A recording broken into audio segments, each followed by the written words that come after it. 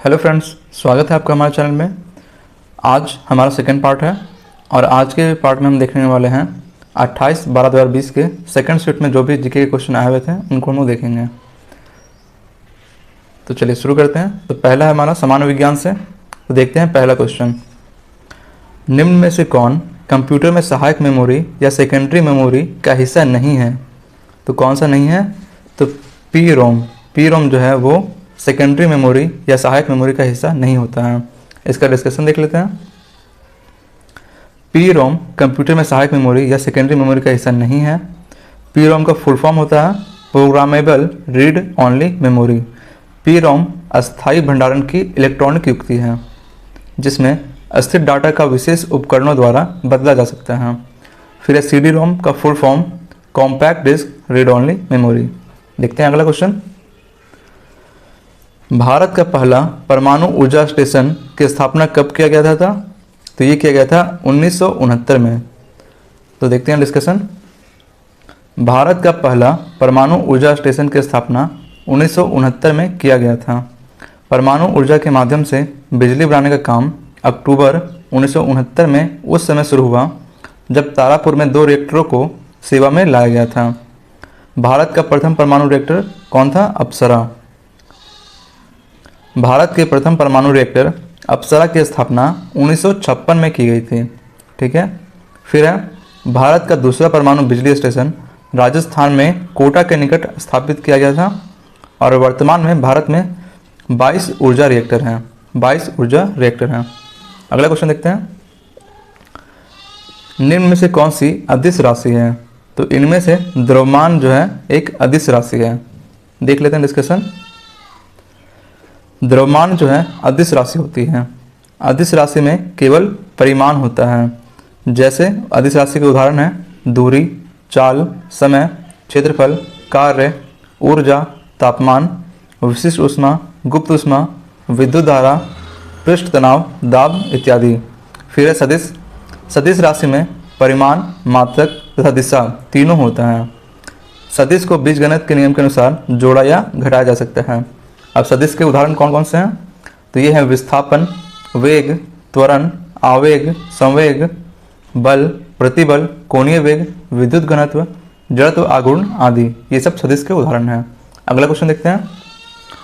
अगला क्वेश्चन है किस नियम के अनुसार स्थिर तापमान पर गैस का आयतन दाब के व्युत्क्रमानुपाती होता है? तो ये किस नियम के अनुसार है? तो ये है बॉयल का नियम। देखते हैं डिस्कशन इसका। तो यह बॉयल के नियम के अनुसार अस्थिर तापमान पर गैस का आयतन दाब के व्युत्क्रमानुपाती होता है। ये इसका इक्वेशन दिया हुआ है। अब यहाँ पे चार्ल्स का नियम देख लेते हैं। यदि दाब नियत रहे तो गैस के निश्चित द्रव्यमान का आयतन उसके परम ताप का समानुपाती होता है। फिर है गेल-लुसाक का नियम। यह है यदि आयतन नियत रहे तो गैस के निश्चित द्रव्यमान का दाब उसके परम ताप का समानुपाती होता है। यहाँ इसका इक्वेशन दिया हुआ है। अगला क्वेश्चन देखते हैं। निम्नलिखित में से क्या परिसंचरण तंत्र का अंग नहीं है? तो कौन सा परिसंचरण तंत्र का अंग नहीं है? तो बड़ी आंत जो है वो इसका अंग नहीं होता है। देखते हैं डिस्कशन इसका। बड़ी आंत परिसंचरण तंत्र का अंग नहीं है। रक्त परिसंचरण में भाग लेने वाले सभी अंग परिसंचरण तंत्र कहलाते हैं। ठीक है। फिर है रक्त परिसंचरण में भाग लेने वाले मुख्य अंग कौन कौन से हैं? तो ये हृदय, रक्त तथा रक्त वाहिनियाँ। फिर है हृदय का मुख्य कार्य संपूर्ण शरीर में रक्त का परिसंचरण करना है। अगला क्वेश्चन देखते हैं। अगला क्वेश्चन है कंप्यूटर की भौतिक स्मृति में संग्रहित परिणाम निकालने की प्रक्रिया को क्या कहते हैं? तो इसे कहते हैं output process. Output process. Computer से अगर कुछ निकाल रहे हैं तो उसको आउटपुट और कंप्यूटर में कुछ डाल रहे हैं तो उसको इनपुट। इसका डिस्कशन देख लेते हैं। इसका डिस्कशन है कंप्यूटर की भौतिक स्मृति में संग्रहित परिणाम निकालने की प्रक्रिया को आउटपुट प्रोसेस कहते हैं। फिर है इनपुट डिवाइस एक विद्युत यांत्रिक युक्ति है जो डाटा और अनुदेशों को स्वीकार कर उन्हें बाइनरी रूप में परिवर्तित कर कंप्यूटर के प्रयोग के लायक बनाता है। अब यहाँ पे कुछ इनपुट डिवाइस है कीबोर्ड, माउस, जॉयस्टिक, प्रकाशीय पेन, स्कैनर, बारकोड रीडर आदि। फिर है आउटपुट डिवाइस एक विद्युत युक्ति है जो कंप्यूटर द्वारा प्रोसेस किया गया बाइनरी डाटा लेकर उसे उपयोगकर्ता के लिए उपयुक्त डाटा में बदलकर प्रस्तुत करता है। अगला क्वेश्चन देखते हैं। अगला क्वेश्चन है टेक्सोनॉमी का जनक किसे कहा जाता है? टेक्सोनॉमी के जनक हैं कार्ल लिनियस। कौन है? Karl Linnaeus. टेक्सोनॉमी या वर्गीकरण, इसका देखते हैं। टेक्सोनॉमी या वर्गीकरण के जनक कार्ल लिनियस हैं। फिर है कार्ल लिनियस ने अपनी पुस्तक सिस्टेमा नेचुराe में संपूर्ण जीवधारियों को दो जगत, पादप जगत और जंतु जगत में विभाजित किया है।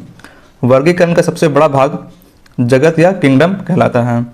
फिर प्राणी वर्गीकरण का पदानुक्रम संघ, वर्ग, गण, कुल, वंश, प्रजाति है। फिर व्हिटेकर ने 5 जगत वर्गीकरण दिया था, यह भी याद रखना है। व्हिटेकर ने 5 जगत वर्गीकरण दिया था। अगला क्वेश्चन देखते हैं।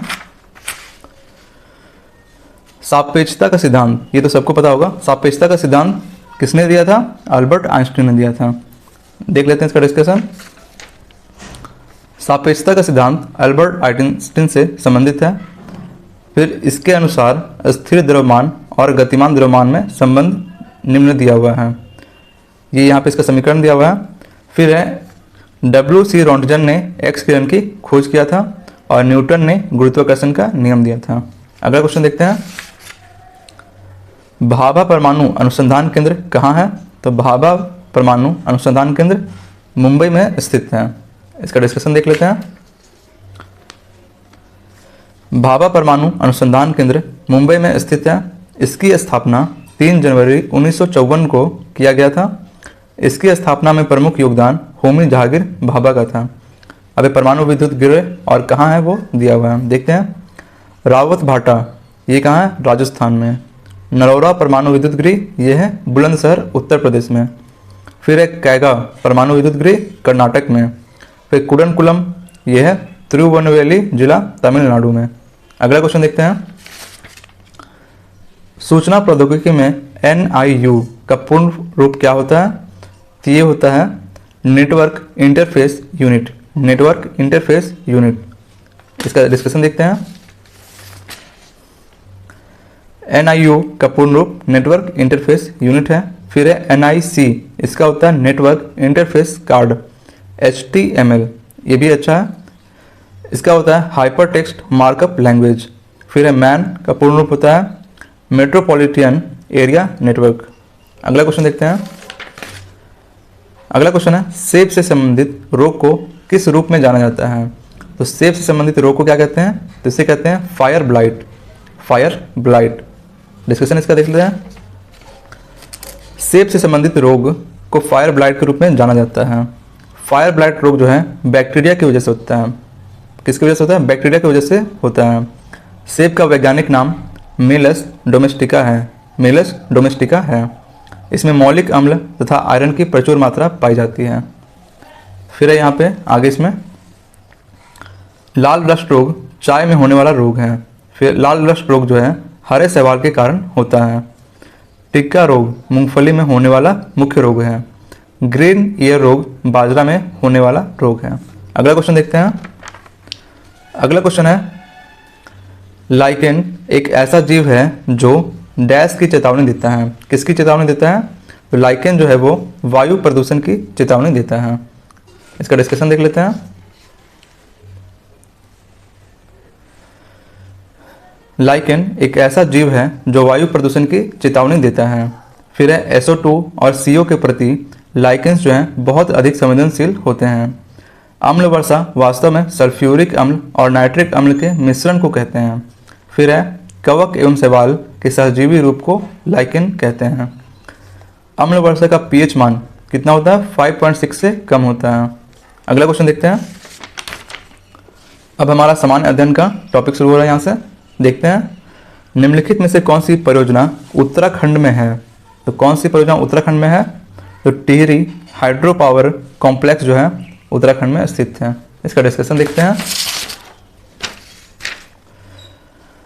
Tehri hydro power complex Uttarakhand में है। फिर है कोयना परियोजना कोयना नदी पर महाराष्ट्र में है। टिहरी बांध परियोजना भिलांगना तथा भागीरथी नदी पर स्थित है। शरावती परियोजना शरावती नदी पर कर्नाटक में है। हीराकुंड बांध परियोजना महानदी पर उड़ीसा में स्थित है। उकाई परियोजना ताप्ती नदी पर गुजरात में स्थित है। तुलबुल परियोजना झेलम नदी पर जम्मू कश्मीर में स्थित है। फिर है गंगा सागर परियोजना चंबल नदी पर मध्य प्रदेश में स्थित है। अगला क्वेश्चन देखते हैं। जो तिरंगा झंडा स्टुटगार्ट में मैडम कामा ने फहराया था उसे चोरी छिपे ब्रिटिश भारत में कौन लेकर आया था? ये लाया था इंदुलाल याग्निक। इंदुलाल याग्निक ने लाया था। डिस्कशन इसका देखते हैं। जो तिरंगा झंडा स्टुटगार्ट में मैडम भीकाजी कामा ने फहराया था उसे चोरी छिपे ब्रिटिश भारत में इंदुलाल याग्निक ने लाया था। भीकाजी रुस्तम कामा भारतीय मूल के फ्रांसीसी नागरिक थे। इन्होंने जर्मनी के स्टुटगार्ट शहर में 22 अगस्त 1907 को आयोजित 7वीं अंतर्राष्ट्रीय कांग्रेस में तिरंगा फहराया था। ये दादा भाई नौरोजी के निजी सचिव के रूप में भी काम की थी। फिर है भीकाजी कामा का जन्म 24 सितंबर 1861 को मुंबई के एक समृद्ध पारसी परिवार में हुआ था।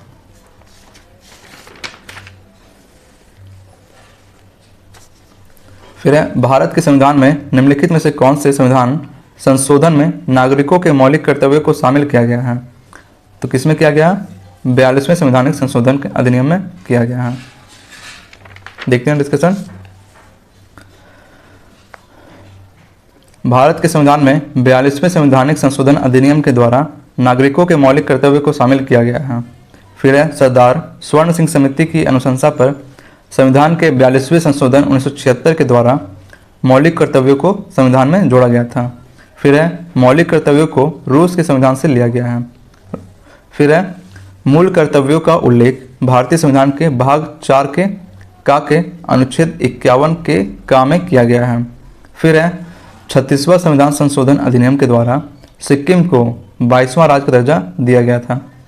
फिर है 44वां संविधान संशोधन अधिनियम 1978 के द्वारा संपत्ति के मूलाधिकार को समाप्त करके इसे विधिक अधिकार बना दिया गया था। फिर है संविधान के भाग 3 में अनुच्छेद 12 से 35 तक मूल अधिकारों का विवरण है। अगला क्वेश्चन देखते हैं। अगला क्वेश्चन है इनमें से कौन सा पुरस्कार केवल संगीत से संबंधित है? तो केवल संगीत में दिया जाता है ग्रैमी पुरस्कार। इसका डिस्कशन देखते हैं। ग्रैमी पुरस्कार जो है केवल संगीत से संबंधित है। ग्रैमी पुरस्कार संगीत के क्षेत्र में 1959 से दिया जाता है। फिर है ऑस्कर पुरस्कार फिल्म के क्षेत्र में 1929 से दिया जाता है। ऑस्कर 1929 से। पुलित्जर पुरस्कार पत्रकारिता के क्षेत्र में 1917 से दिया जाता है। फिर है मान बुकर पुरस्कार साहित्य के क्षेत्र में 1969 से दिया जाता है। फिर है कलिंग पुरस्कार विज्ञान के क्षेत्र में 1952 से दिया जाता है। फिर है ग्रैमी पुरस्कार प्रति वर्ष national academy of recording arts and science के द्वारा दिया जाता है। अगला क्वेश्चन देखते हैं।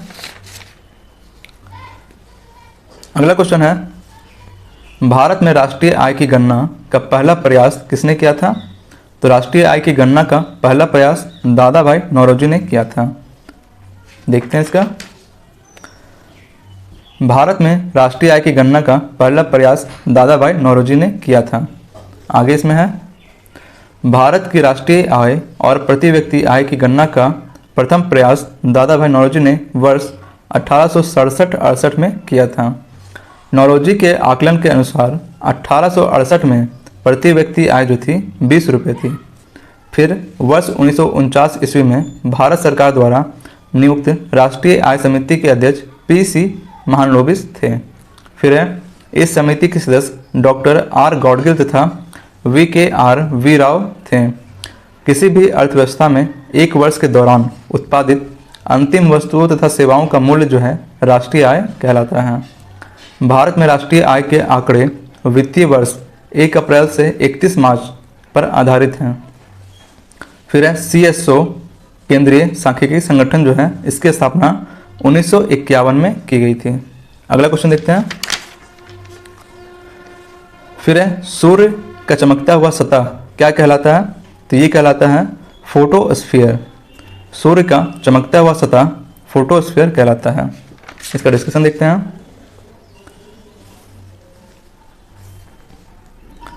स्थल मंडल किसी पथरीले ग्रह या प्राकृतिक उपग्रह की सबसे ऊपर पथरीली या चट्टान निर्मित परत को कहते हैं। फिर है किसी ग्रह के चारों ओर स्थित गैस एवं अन्य पदार्थों के आवरण को वायुमंडल कहते हैं।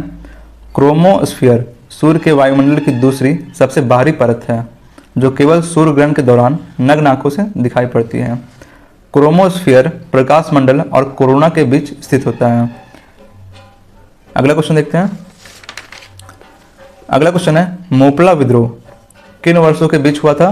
तो मोपला विद्रोह हुआ था 1921 से 22 के बीच हुआ था। देखते हैं इसमें मोपला विद्रोह 1921 से 22 के बीच हुआ था। मोपला विद्रोह केरल के मालाबार क्षेत्र में हुआ था। इस विद्रोह का नेतृत्व अली मुसलियार ने किया था। फिर है इस विद्रोह का मुख्य कारण अंग्रेजों द्वारा असली अली मुसलियार को पकड़ने के लिए तिरुंगाड़ी के मस्जिद पर छाया तथा अधिक लगान एवं बेदखली था। फिर है नील विद्रोह दिगंबर विश्वास एवं विष्णु विश्वास के नेतृत्व में 1859-60 के दौरान बंगाल में हुआ था। फिर है अहोम विद्रोह घोंघर कुंवर के नेतृत्व में 1828 से 1833 ईस्वी में असम में हुआ था। देखते हैं अगला क्वेश्चन। अगला क्वेश्चन है भारत सरकार ने इंद्रधनुष फ्रेमवर्क कार्यक्रम की शुरुआत किसके लिए की थी? तो ये किया है सार्वजनिक क्षेत्र के बैंकों का पुनरुद्धार करने के लिए किया है। इसका डिस्कशन देखते हैं। भारत सरकार ने इंद्रधनुष फ्रेमवर्क कार्यक्रम की शुरुआत जो है सार्वजनिक क्षेत्र के बैंकों का पुनरुद्धार करने के लिए की थी। इंद्रधनुष योजना सार्वजनिक क्षेत्र के बैंकों को अल्प लाभकारी स्थितियों से निकालने की एक योजना है। इस योजना के तहत 7 सूत्रीय उपायों के द्वारा राजनीति के हस्तक्षेप को कम करके बैंकों की प्रतिस्पर्धी क्षमता का विकास करना है। भारत सरकार के केंद्रीय स्वास्थ्य मंत्रालय ने सभी बच्चों को टीकाकरण के अंतर्गत लाने के लिए मिशन इंद्रधनुष का संबंध टीकाकरण से है को सुशासन दिवस के अवसर पर 25 दिसंबर 2014 से प्रारंभ किया गया था। अगला क्वेश्चन देखते हैं। अब है येन जो है किसकी मुद्रा है? तो येन जो होती है वो जापान की मुद्रा होती है। इसका देखते हैं डिस्कशन। येन जो है जापान की मुद्रा है। मालदीव की राजधानी माले तथा मुद्रा रुपया होती है। फिर दक्षिण कोरिया की राजधानी सियोल और मुद्रा वॉन है। फिर है माली की मुद्रा फ्रैंक है। भूटान की मुद्रा न्यूगल ट्रम है। मलेशिया की मुद्रा रिंगगिट है। फिर है इंडोनेशिया की मुद्रा रुपया है। थाईलैंड की मुद्रा बहत है। ठीक है, अगला क्वेश्चन देखते हैं। अगला क्वेश्चन है किसने ईस्ट इंडिया कंपनी के खिलाफ प्लासी का युद्ध लड़ा था? तो प्लासी का युद्ध लड़ा था सिराजुद्दौला ने लड़ा था। देखते हैं इसका डिस्कशन। सिराजुद्दौला ने ईस्ट इंडिया कंपनी के खिलाफ प्लासी का युद्ध लड़ा था। फिर आगे इसमें है प्लासी का युद्ध 23 जून 1757 ईस्वी को अंग्रेजों के सेनापति रॉबर्ट क्लाइव एवं बंगाल के नवाब सिराजुद्दौला के बीच हुआ था। फिर है बक्सर का युद्ध 1764 में अंग्रेजों एवं मीर कासिम, अवध के नवाब सिराजुद्दौला और मुगल सम्राट शाह आलम द्वितीय की सेना के बीच हुआ था। फिर है अंग्रेजी ईस्ट इंडिया कंपनी की स्थापना 1600 ईस्वी में हुई थी। बक्सर के युद्ध में अंग्रेजी सेना का नेतृत्व हेक्टर मुनरो ने किया था। अगला क्वेश्चन देखते हैं। अगला क्वेश्चन है कौन से राष्ट्र ने 5 बार कॉमनवेल्थ गेम्स की मेजबानी की है? तो ये किया है ऑस्ट्रेलिया ने। देखते हैं इसमें ऑस्ट्रेलिया ने 5 बार कॉमनवेल्थ गेम्स की मेजबानी की है। राष्ट्रमंडल खेलों की शुरुआत 1930 ईस्वी में हैमिल्टन कनाडा में हुआ था। 1934 ईस्वी में लंदन में होने वाले दूसरे राष्ट्रमंडल खेल में भारत ने पहली बार जो है भाग लिया था। वर्तमान में राष्ट्रमंडल देशों की सदस्य संख्या 54 है, लेकिन खेलों में 71 टीमें हिस्सा लेती हैं। इस खेल समारोह का आयोजन प्रायः 2 ओलंपिक खेलों के मध्य किया जाता है। 21वां राष्ट्रमंडल खेल गोल्ड कोस्ट ऑस्ट्रेलिया में 4 से लेकर 15 अप्रैल तक 2018 तक आयोजित किया गया था। फिर 21वां राष्ट्रमंडल खेल का शुभंकर बोरोवी नाम का कार्टून कैरेक्टर था।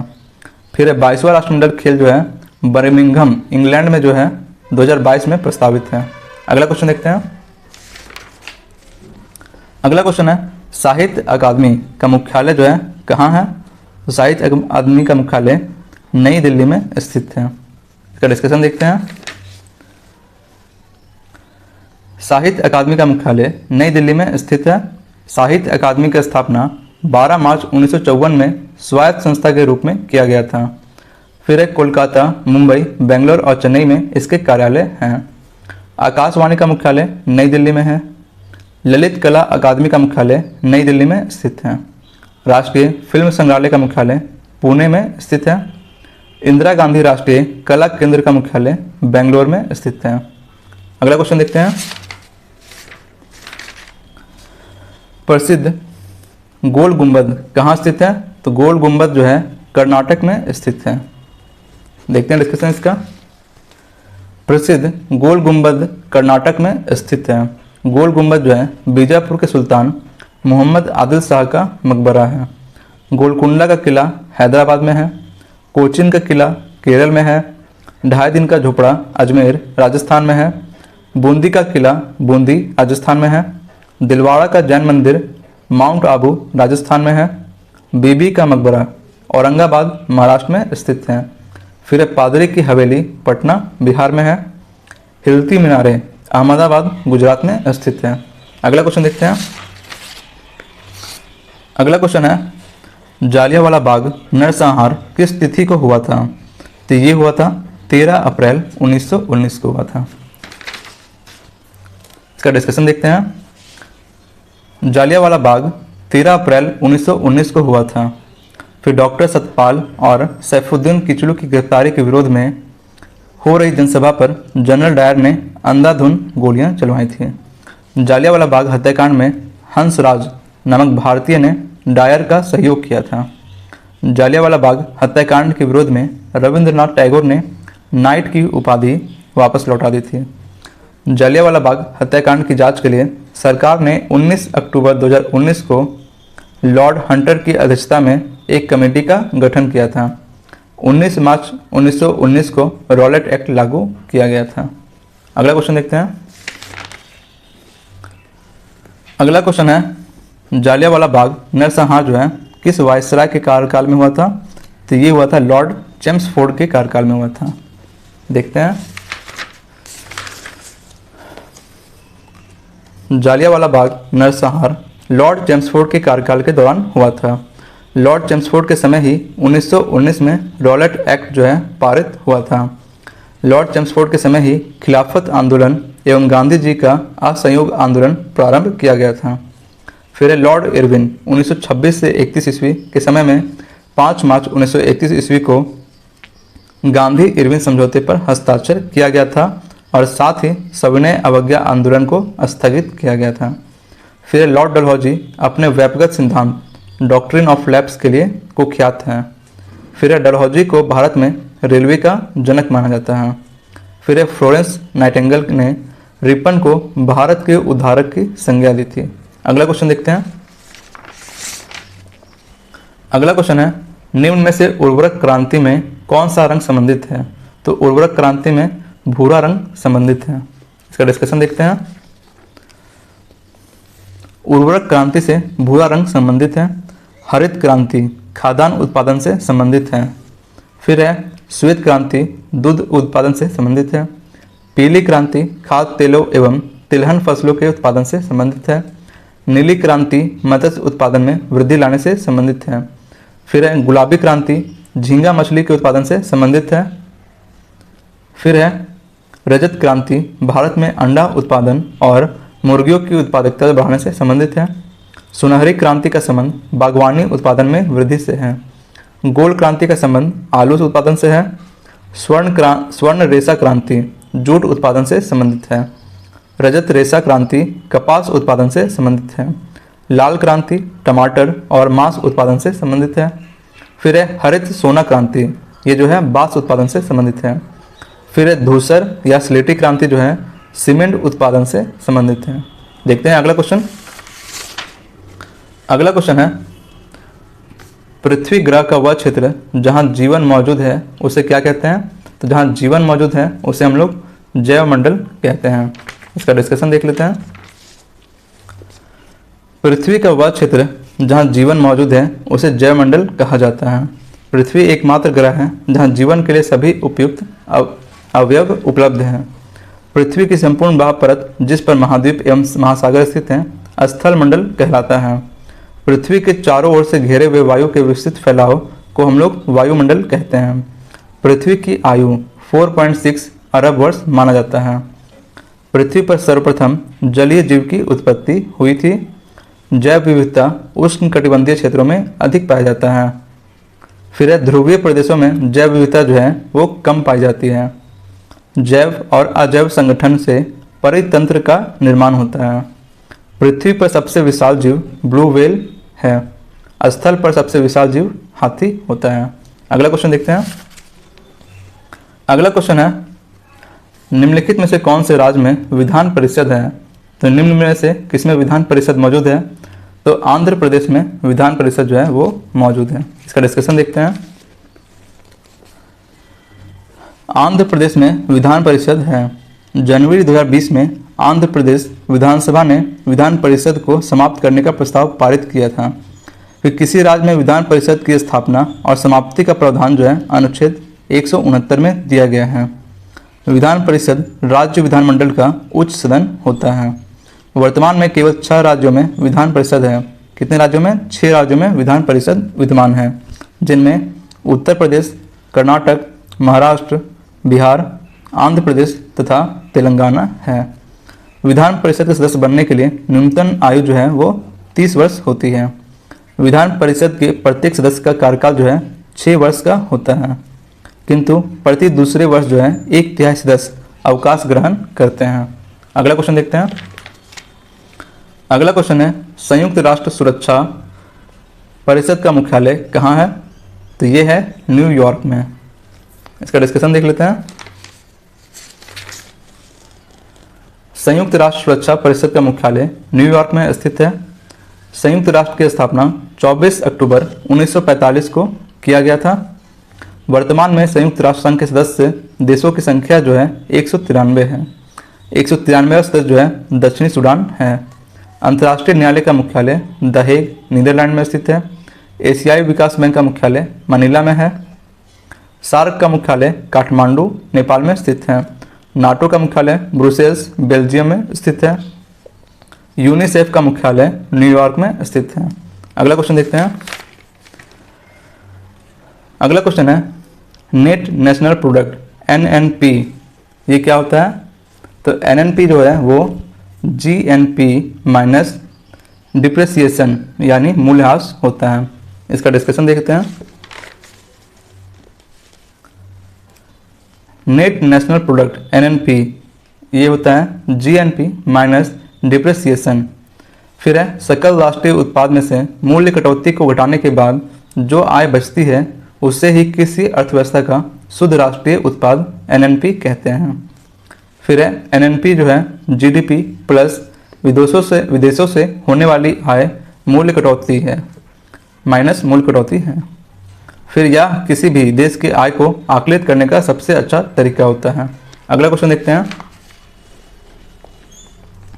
भारत की संविधान सभा के विचार पहली बार किसने दिया था? तो संविधान सभा का विचार जो है M.N. रॉय ने दिया था। इसका डिस्कशन देखते हैं। भारत में संविधान सभा का विचार पहली बार M.N. रॉय ने दिया था। व्यक्ति विशेष में संविधान सभा का प्रस्ताव M.N. रॉय ने 1934 में लाया था। भारत के लिए संविधान सभा की रचना हेतु संविधान सभा का विचार सर्वप्रथम स्वराज पार्टी ने 1924 में प्रस्तुत किया था। संविधान सभा की प्रथम बैठक नई दिल्ली स्थित काउंसिल चैम्बर के पुस्तकालय भवन में हुई थी। संविधान सभा की संचालन समिति के अध्यक्ष डॉक्टर राजेंद्र प्रसाद थे। संविधान सभा का प्रारूप समिति के अध्यक्ष जो है भीमराव अंबेडकर थे। संविधान सभा के अस्थायी अध्यक्ष 11 दिसंबर 1946 को डॉक्टर राजेंद्र प्रसाद निर्वाचित हुए थे और संविधान सभा के अस्थायी अध्यक्ष जो हैं सच्चिदानंद सिन्हा निर्वाचित हुए हैं। फिर संविधान सभा का संवैधानिक सलाहकार B.N. राव को नियुक्त किया गया था। अगला क्वेश्चन देखते हैं। इनमें से कौन प्रसिद्ध संतूर वादक हैं? तो कौन संतूर वादक हैं? तो ये हैं शिव कुमार शर्मा। इसका डिस्कशन देखते हैं। शिव कुमार शर्मा प्रसिद्ध संतूर वादक हैं। फिर है निखिल बनर्जी प्रसिद्ध सितार वादक हैं। उस्ताद बिंदु खां प्रसिद्ध सारंगी वादक हैं। जुबिन मेहता प्रसिद्ध सिमजनी वादक हैं। बिस्मिल्लाह खां अली अहमद हुसैन खां प्रसिद्ध शहनाई वादक हैं। हरि प्रसाद चौरसिया, राजेंद्र प्रसन्ना ये हैं बांसुरी वादक। जाकिर हुसैन, लतीफ़ खां, खुदाई महाराज ये सब तबला वादक हैं। अगला क्वेश्चन देखते हैं। अगला क्वेश्चन है 49वीं समानांतर जो है ये किसके बीच की सीमा रेखा है? तो 49वीं समानांतर जो है वो अमेरिका और कनाडा के बीच की सीमा रेखा है। इसका डिस्कशन देखते हैं। 49वीं समानांतर रेखा यूएसए और कनाडा के बीच की सीमा रेखा है। अब कुछ देश के महत्वपूर्ण सीमा रेखा दिया हुआ है। मैकमोहन रेखा भारत और चीन के बीच, रेड क्लिफ रेखा भारत और पाकिस्तान के बीच, डुरंड रेखा पाकिस्तान और अफगानिस्तान के बीच, हिंडनबर्ग रेखा जर्मनी एवं पोलैंड के बीच, 38वीं समानांतर रेखा उत्तरी कोरिया एवं दक्षिण कोरिया के बीच है। फिर है 24वीं अक्षांश रेखा भारत एवं पाकिस्तान के बीच स्थित है। तो यहाँ पे हमारा ये दूसरा सेट खत्म हुआ। अगर ये वीडियो आप लोग को अच्छी लग रही है तो इस चैनल को सब्सक्राइब कर लें और इस वीडियो को लाइक करें। तो मिलते हैं नेक्स्ट वीडियो में।